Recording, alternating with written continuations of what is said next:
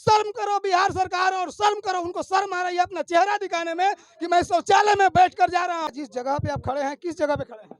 शौचालय में। शौचालय में। कहीं ना कहीं से सफर करने पर अगर मजबूर किया जाता है तो सिर्फ और सिर्फ बिहार और बिहार के मजदूरों को। रेलवे का रीढ़ का हड्डी बिहार के और बिहारी हैं। आप सभी को छठ महापर्व का हार्दिक शुभकामनाएं हैं। छठ महापर्व बस केवल कहने के लिए ही बच चुका है छठ महापर्व। इस छठ महापर्व के अवसर पे हमारी बिहार सरकार और केंद्र सरकार बिहार के प्रवासी मजदूरों को किस तरह से लूटती है, किस तरह से खसोटती है, वो आगे दिखाऊंगा। से बिहार की दुर्भाग्य है कि आज हम भले आधुनिक युग में हैं, लेकिन आज भी हम बिहार के लोग जो है ना 47 वाला युग का जीवन यापन कर रहे हैं। इसमें से कहीं से कोई दो राय नहीं है। ये बिहार सरकार है और एक केंद्र सरकार है। बिहार सरकार जो लेबर को, मजदूर को प्रोडक्शन करती है, बनाती है, तो फिर वहीं केंद्र सरकार जो है इसका सप्लाई करती है, आप देख सकते हैं। लेकिन आखिर इस बिहार के लोगों के साथ सौतेला व्यवहार क्यों? ये सवाल है। ये सवाल केंद्र सरकार से भी है, राज्य सरकार से भी है कि हमेशा जो है जब हमारे बिहार के लोगों का हमेशा शोषण किया जाता है।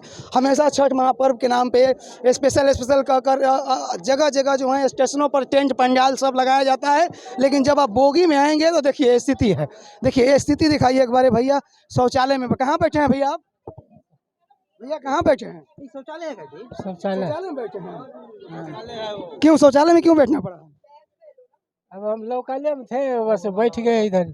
अच्छा, अब देखिए आप इस तस्वीर को देख सकते हैं, दुर्लभ तस्वीर। किस तरह से जो है ये तस्वीर कहीं ना कहीं से केंद्र सरकार की सौतेली व्यवहार पर करारा तमाचा मार रही है कि हमारे बिहार में जो छठ करने वाले हैं, जो हमारे यशस्वी प्रधानमंत्री ने छठ महापर्व को महापर्व का नाम दिया, लेकिन छठ महापर्व के नाम पे किस तरह से जो है हमारे बिहार के प्रवासी लोगों का शोषण होता है, कहीं ना कहीं से जो है ये निंदनीय है और ये चिंता का विषय है। लेकिन सबसे बड़ी सवाल है कि इस पर सवाल कौन उठाएगा और इस पे सवाल कौन करेगा? ये तो मजदूर हैं, ये छठ महापर्व मनाने आए हैं और छठ के बाद फिर मजदूर जो आलू और प्याज के बोरे की तरह, कट्टे की तरह भरकर फिर इनको यहाँ से प्रवास दूसरे प्रदेश में पहुंचा दिया जाएगा। लेकिन इन लोगों के लिए सवाल कौन करेगा? क्या नाम है भैया? नरेश कुमार। कहाँ घर हुआ? मधुबनी जिला।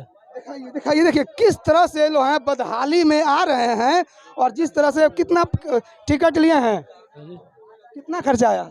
700 800 रुपये। 700 रुपये का फाइन है कि वेटिंग है? फाइन है।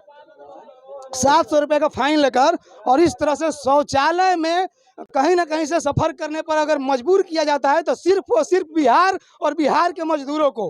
रेलवे का रीढ़ का हड्डी बिहार के और बिहारी हैं। लेकिन आखिर जिस दिन अगर बिहार वाले, अगर जिस दिन बिहार की सरकार, सुशासन बाबू अगर इस चीज को समझ जाएंगे ना, उस दिन रेलवे की रीढ़ की हड्डी टूट जाएगी और हमारे बिहार के लोग दूसरे राज्य में जब जाना छोड़ देंगे। लेकिन जिस तरह की दुर्लभ तस्वीर आप देख पा रहे हैं, आप वीडियो में देखिए, जाने का जगह नहीं है। हालांकि बहुत सारा लोग तो उतर गया होगा उधर आगे।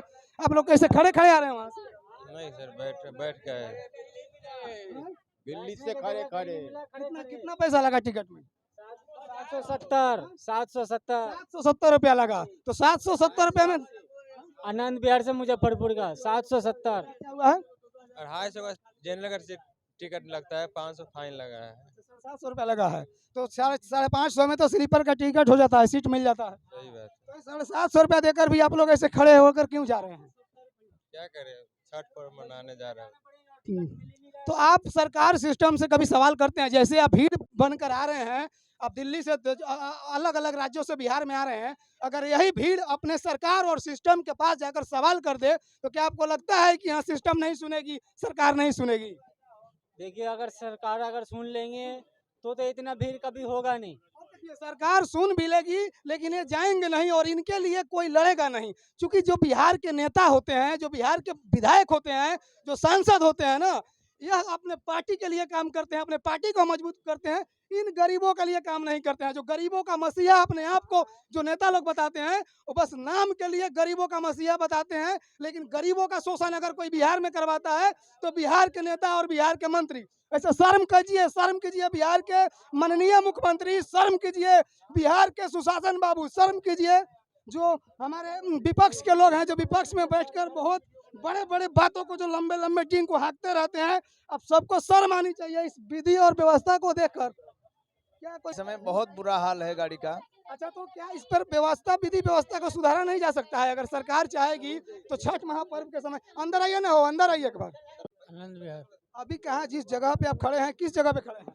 शौचालय में। शौचालय में, शौचालय में खड़े हैं, आप दिखा सकते हैं। और मैं पीछे भी आपको दिखा दिया हूँ। अब भाई साहब एक बार इधर ध्यान दीजिएगा। भाई देखिए, वो पढ़े लिखे लोग हैं, उनको शर्म आ रही है। शर्म करो बिहार सरकार, और शर्म करो, उनको शर्म आ रही है अपना चेहरा दिखाने में कि मैं शौचालय में बैठ कर जा रहा हूँ। मैं बार बार बोला कि भाई साहब एक बार इधर बात कीजिए हमसे, लेकिन उनको शर्म आ रहा है। लेकिन बेशर्म सरकार को, बेशर्म सिस्टम को कभी शर्म नहीं आएगी।